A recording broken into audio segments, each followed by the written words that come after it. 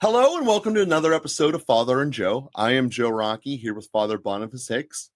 And Father, in our last episode, we were talking about the notion that in a relationship, you can't just hand someone what they need. You can't just, it's not a gallon of milk. You can't just hand it to them and say, here, you take this, you drink this. Now we will have perfect trust. Now we'll know how to communicate with each other, etc. That's not how it works. Because if it was, that's how it works, we would be giving them out all the time. But what we can do is open ourselves up to think about relationships or situations that happened in the past and what was missing from them or what was working with them that led it to this starting point and maybe didn't finish it. Because there's a personality type out there who will draw a masterpiece but have one little flaw in the corner and have that overwhelm them in missing all of the greatness that's already going on in their world. And then there's other people that are just don't even ever try to draw it because they're afraid that it's not going to be good enough, and therefore they never try.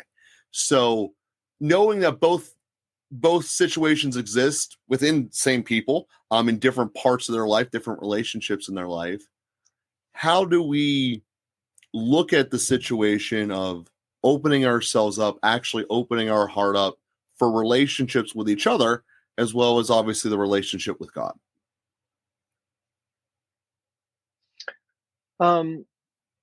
Yeah, the trust, we build trust step by step. Trust is built with integrity, dependability, repeatability. When we're able to see that someone is trustworthy, then we can expand the amount of trust that we extend to them. And we're already doing a lot of trusting, even at the most simple levels. When I go into a store, it's kind of amazing. I've done a little bit of international traveling, and you get into places that have more of a structure of bribery and corruption, and you can't count on people to give you proper change when you check something out at the store. It's amazing how much trusting we're doing without even realizing it, actually.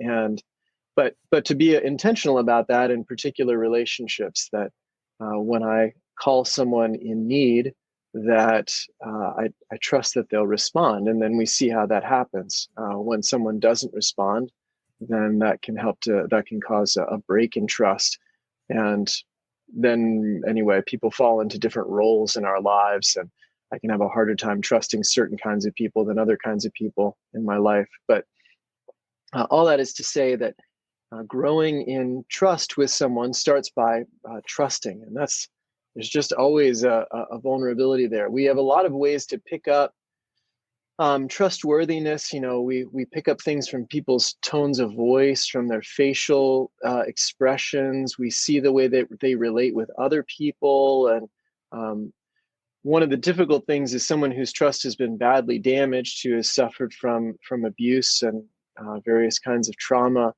Their sensitivity around trustworthiness may be damaged in some ways. They can't trust themselves to notice that tone of voice or that facial expression is a sign that someone is really listening, really cares, because they've been abused by that in the past. And then there's just a fundamental self-doubt. All those things make it really hard. But again, I suppose a good starting point. I mean, I like the thought exercise that you propose. How should that have gone? And again, sometimes there are people who don't even have a good sense of what should be. Things have been so distorted that trying to imagine what things should be like is hard. Now, the fact that they have a relationship with you enough that you can give them an exercise like that is also saying something. There's a trust in you to listen to and perhaps to try out that exercise, and that shouldn't be overlooked. That's that relationship really matters, and the capacity to engage in that exercise may depend very much on that relationship that you have with the person. Even as they might be a little bit ramped up from an encounter. Sometimes we have a hard time reflecting on a difficult encounter with somebody because we've been pushed into fight or flight mode. We're outside of our window of tolerance, and we can't even think clearly about what just happened until we get with someone that we can trust and feel at home with, and who helps to emotionally regulate us. Our hearts settle down, our minds start to think more clearly, and then we get into a place that we could say, yeah, why, when I walked into the room, why wasn't I greeted with more kindness? Why wasn't there a smile? Why didn't the person get up and shake my hand? Or then we can start to see that more clearly. But sometimes the initial encounter, we just don't even notice what was wrong. And there can be a tendency to blame ourselves for everything, that if I had done something differently, that it was my fault. Well, no, not necessarily. But again, even to be able to see all of that can depend on a relationship in which I feel regulated enough that I can see more clearly, my heart can settle down, my mind can think more clearly. So starting with the relationships that are healthy, then in those relationships, beginning to think about other relationships, whether those are new ones that are developing. We can, I think you and I talked about this at some point, the effectiveness of mental practice is really remarkable, almost as good as actual practice. Yeah. To really think through in clear detail what's going to unfold. And again, if I can do that from a regulated place where I'm most myself, which I'm going to be in a good relationship, then I can start to take that into hopefully prayer as an extension of those healthy relationships, and my reflection on other people I'll be encountering can grow. I can do those kinds of practice exercises to help that grow. So I guess as I've meandered here in my thoughts, to summarize slightly, starting with something that works, a relationship that's healthy enough where there is some trust, where the trust is least damaged, we might say, and then beginning to expand that, pressing into that, leaning into it a little bit more, seeing if we can expand that trust, and then extending from that relationship into other relationships where I take a risk to open up, to ask for help, to share something of myself, to offer help, to listen to somebody. Those are the kinds of activities that that help me to grow in trust and help relationships to grow. Yeah, I mean, there's so much to this, and to put a little finer point in the physical world, every single sport, they do metrics as far as what would make the most talented athlete for it. Height, speed, metrics, things you can measure. But you look at some of the best ever, and it doesn't matter what the sport is. They weren't the fastest, strongest, or tallest in general, but they were able to do that mental thing of knowing that when the situation came, they had already thought about it to know what to do. So, Michael Jordan knew how people were going to cover him. That's why he was able to get open and make his shots. Tom Brady knew where every single defender was going to be on the field, so he could put the ball where he needed to be. The best baseball players know where they're throwing the ball and how to position the body before they even catch it. Those are all mental thoughts. And the same thing is true for how we position ourselves with relationships. So do we come into a place that is naturally making people feel on guard and on edge just by how we're approaching the room and the new situation? And is that energy being picked up and reflected back to us? And that's why we're not seeing smiling and happiness. And when you look into the world of relationships, you also then have this other challenging part of the world, which is what's good for me isn't necessarily good for everyone else. Believe it or not, there's some people who love silence and there's some people who hate silence, just as a particular example. So I deal with this a lot in the world that people bring me in for, which is to help their businesses grow, whether it be on the employee side or on the sales side. And so many times I'll talk to owners or managers being, I don't understand what the problem is. I just gave them a raise. Well, maybe the money wasn't the most important reason that they were coming to be here. Maybe that wasn't it. Well, let's dive into the possibility that it's not just what's most important to you. It's not just that.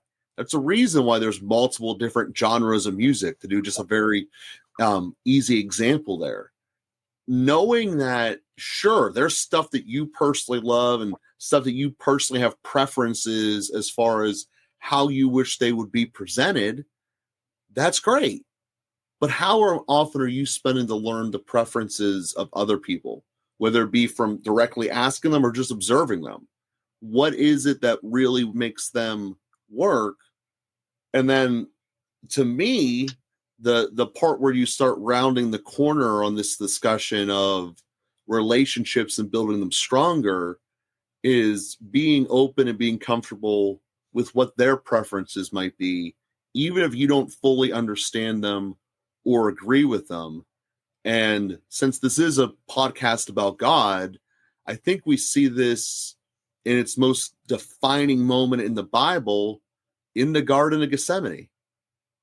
Jesus submitted himself to God the Father's will and notion, even though in the moment it wasn't the preference he wanted. But in the ultimate decision being, I'm going to trust you and submit to your will. And all of us have different levels of what submitting to your will means. But that is an example of what building into stronger relationships ultimately come and grow us into, and something to think about as we're thinking about things that went in the past. Well, what would their preference have been? What should their preference been? What was my preference? What should my preference have been? And looking at it in these full circles ways, make it that when a similar-ish situation comes up in my life, we'll be ready for it. But just having seen as much of the world I have, the weird part is those situations don't really come up anymore. And it goes back to the first part of what you were saying. Doing the mental preparation changes the groundwork that those types of problems tend not to come up, at least not in the same way. And that's also not to say that new problems don't come up. But what it is saying is that you will tangibly be seeing your growth in relationships coming out. Unfortunately, it's a invisible feedback loop because you're not seeing what could have been. You're seeing what is. You're not seeing how destructive a conversation could be or angry. You're seeing happiness in a different filter.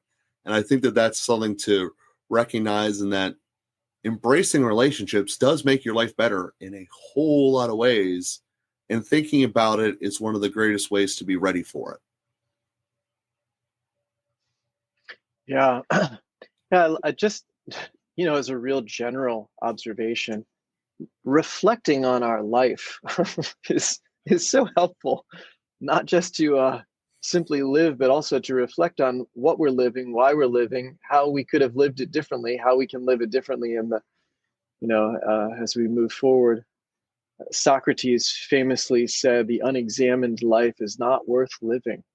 And just to examine our life in the way that you said, to ask those kinds of questions. And as I said before, being able to talk that through with somebody that we trust, who loves us, that we love, is a great help in that. There's a clarity that comes in the process of putting things into words, sharing them. That process doesn't need to take place exclusively by any means in the context of a conversation or a relationship, but it really benefits from those kinds of high points. There are many things that I've expressed for the first time in our conversations on this podcast. I had these thoughts, but actually putting them together, sometimes in response to a question, we do synthesizing and a process of creativity and discovery while speaking with somebody that we can trust enough to make mistakes with, say something wrong with, that we can maybe not say it perfectly the first time, but we can sort of work it out interactively. And but all of that is it only comes from actually reflecting on our lives and taking the time for that, understanding what we're experiencing, why we're doing what we're doing, why it feels the way that it does, how we understand the world, what our life means, and how we want our relationships to be. It's in Pope Francis's recent encyclical on the heart, which is I have been saying, I think for me, the three great gifts of Pope Francis's pontificate were the joy of the gospel, his very first significant document, the year of mercy, and all of the teaching on mercy that he gave us and that we experienced in that year. So beautiful, 2015. And then Dilexit, his encyclical on the heart, just so beautiful. But he points out how we are losing track of our heart because of the frenetic, superficial pace of consumerist society that doesn't care about the deeper meaning of our lives. And so you can see the contrast of when we're rushing from place to place, when we're living on the surface, when we're just blindly following our appetites, when we're being then manipulated by the market forces of this world, then we lose the heart. But reflection as a way of bringing us back into the heart. And he offers a number of questions. Who am I? Who do I want to be for others? Who am I for God? What will my life be when I look back on it at the end of my life? So those kinds of deeper questions, reflection questions, have a way of getting us back into the heart, and that's where we're most fully human. And again, the heart is the place of encounter, and our encounters with others who love us, that we love, that we can trust, has a way also of getting us back into the heart, helps us to reflect and go to deeper places. Yeah, it's remarkable how much it changes every element of your life. In the reflection about it, thinking about it, and we all have thoughts and memories that we're just not ready to revisit yet for whatever reason. Your brain will build its own fence, but start with the ones you can, and doing the exercise by itself will reflect that maybe it's not too scary to try another one and to do another one. I call it a reverse Google search of your memories, because if you just imagine your brain being that white first page when you log into Google, and you just type in things that didn't go the way I wanted them to. And your brain is cool like that. It's not going to send you the biggest and scariest things on page one. It's going to send you the stuff that you can handle. And again, going into them, watching them not through your own mind's eyes, but as if you were watching it on TV. So you see the perspective of other people. Try to take the emotion out of it and just go based upon the people involved, person A and person B. Is the relationship correct? What would have made it better? What is missing? What could have been done differently? And just ask these questions and sit in it and reflect upon these, not giving quick knee-jerk answers, but sitting in them. And that's the exercise that will do everything we talked about in this episode and the episode before. Opening up your heart, opening up your relationship, and giving you the feedback that you're looking to get from other people does come. Doesn't happen overnight. This takes time and effort and energy, but so does a prayer life and any other meaningful relationship you're going to do. So don't do a life that's not worth living. Reflect upon it. So, Father, give you a chance to have the last words here in today's episode. Well, and just to bring it back to where we started our previous episode, I guess you're a wonderful example of living a life that's worth living. Your reflection and paying attention to the questions that rise up in your heart as you engage in the spiritual practices of the church, and as you engage in a life of family and of business, and you're paying attention and you allow, I guess it should be said, not only does our reflection lead us to conclusions or ideas or insights, it also leads to questions. And being able to bring those questions into relationship, and this podcast has been one forum that you've been able to do that, is really helpful for us in living a life that's more fully alive, a life from the heart. And so that's it's a great joy to see that in action. And I think our listeners can see the positive benefit that brings about just from your growth on our, as we've made our way through these various topics for a number of years. Absolutely. Well, I hope that they have, and I thank you for helping that be a part of my learning in my life here. So we thank you all for being with us, and we will be with you again next week.